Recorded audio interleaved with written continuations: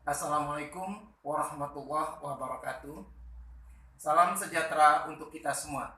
Halo mahasiswa Universitas Terbuka UPBJJ Jambi, kelompok belajar Kerinci.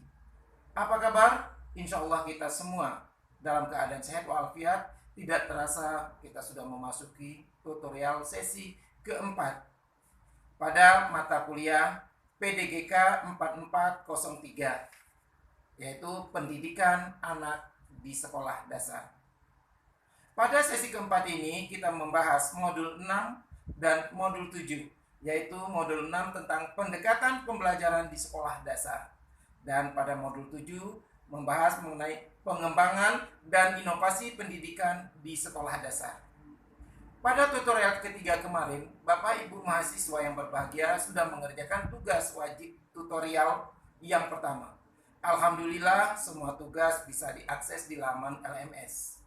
Untuk selanjutnya saya mengharapkan Bapak Ibu mahasiswa yang berbahagia semangat lagi baik dalam tutorial maupun mengerjakan tugas-tugas. Terima kasih. Wassalamualaikum warahmatullahi wabarakatuh.